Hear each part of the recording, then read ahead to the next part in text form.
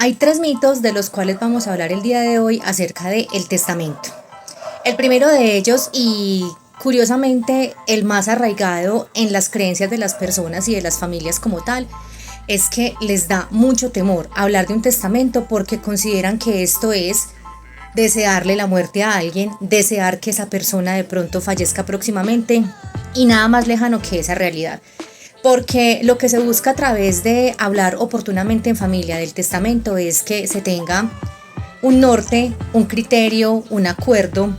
De hecho, la mera voluntad del testador de poder decir cómo va a repartir sus bienes al momento en que esa persona deje de estar en vida. Entonces, ese es el primero y realmente créanme que por eso muchas familias a tiempo no logran hablar de este tema y era de suma importancia porque había una cantidad de bienes importantes que repartir y esto se les convierte en una situación futura compleja porque llega una sucesión donde implica necesariamente un litigio y se multiplican los tiempos, se multiplican las dificultades y los problemas. Entonces este es el primero de ellos. El segundo mito es que yo reparto mis bienes como yo quiera. Yo como testador no tengo que entrar en consideración de absolutamente nada. Si tengo hijos, nada. Yo hago la repartición de mis bienes a mi arbitrio como yo lo desee. Eso es un sí y un no. ¿A qué me refiero? Es decir, el testamento sí le otorga al testador la voluntad de repartir los bienes de la manera en que mejor lo consideren, pero teniendo en cuenta lo que la ley nos ordena, y es que el testamento no es una figura creada para desfavorecer arbitrariamente a ninguno de los hijos, a ninguno de los herederos que por legitimación tienen derecho a recibir. Entonces, ¿qué es lo que pasa con el testamento? Yo como testador debo de respetar quiénes son mis herederos forzosos por ley, a quienes yo no puedo dejar por fuera, y ya entre ellos sí hago una repartición de mis bienes, de mis propiedades, de lo que tenga en cuenta para poderlo entrar al tema del testamento. ¿Qué pasa con esto? Que esto lo que hace es que le da tranquilidad a esos herederos de la forma en la que van a recibir. Incluso, por experiencia propia, muchos de ellos, esto es un acuerdo donde el padre, normalmente que es el testador o la madre, son los que dicen, venga hijos, vamos a repartir estos bienes de esta manera, yo quiero que el apartamento número 1 le quede a usted, el apartamento número 2 le quede a usted, y así entre ellos hay ya un acuerdo en donde ellos pueden tener completa claridad de qué es lo que van a recibir. ¿Y por qué es importante? Porque esto facilita que al momento en que el testador ya fallezca, simplemente lo que va a pasar es que se va a abrir un proceso de sucesión donde se va a legalizar, se va a legitimar la voluntad de ese testador. No habrá lugar a que haya una sucesión sin consentimiento o sin mutuo acuerdo mejor, porque ya está escrita la voluntad del testador. El tercero de los mitos, habiendo muchos más, pero hoy vamos a hablar de estos tres principalmente.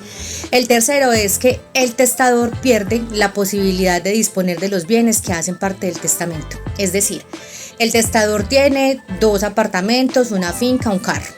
Obviamente estos bienes son los que hacen parte del testamento, pero se tiene la creencia de que al haber hecho un testamento, el dueño de las propiedades, el testador, pierde autonomía sobre esos bienes, entonces ya no los puede vender, ya no puede tener ningún criterio sobre él y nada más alejado de la realidad. ¿Por qué? Porque el testamento es una mera expectativa de lo que yo pretendo que pueda pasar con mis bienes a favor de mis herederos.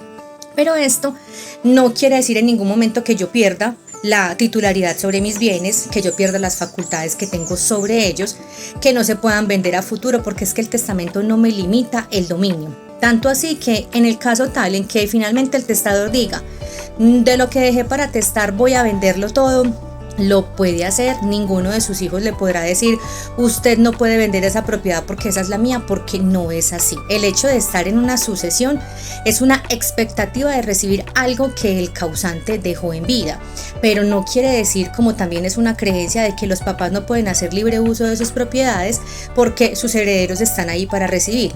No, los herederos están ahí para recibir siempre y cuando el testador haya dejado o el causante haya dejado propiedades. Pero si el dueño de las propiedades desea venderlas porque quiere irse a hacer un viaje, porque quiere disfrutar de su vida, porque quiere aprovecharlo de muchas maneras, ninguna persona, ninguno de los herederos está en la facultad de decirle que no la puede vender. Entonces, En el momento de hacer un testamento, el testador no pierde la titularidad sobre sus bienes, simplemente le está dando un orden de lo que puede suceder más adelante cuando él no esté. Pero si desea venderlo, si desea hacer otro tipo de negociación con esa propiedad o con ese bien, lo puede hacer, y lo que va a ocurrir es que en el testamento ese bien, como ya no está, no va a ser parte de la masa sucesoral. Eso es todo lo que va a ocurrir. Entonces aquí vamos a ir hablando de algunos temas afines. Por ahora estos 3 mitos son en los que nos vamos a concentrar. Importante, consideren que si ustedes son una familia que tienen en mente la importancia de hacer una repartición oportuna de sus bienes, háganlo, que créanme que en muchas ocasiones no alcanza el tiempo para pensarlo tanto, y los causantes dejan este plano terrenal mucho antes de haber dejado su voluntad. Entonces es una facultad, es un beneficio que nos otorga la ley, es algo que podemos hacer, que es absolutamente legal. Entonces no nos dé miedo de hacer uso de estas herramientas con las cuales estamos facultados por la legislación. Recuerden que somos expertos en derecho de familia, podemos acompañarlos en este tipo de procedimientos y no duden en contactarnos.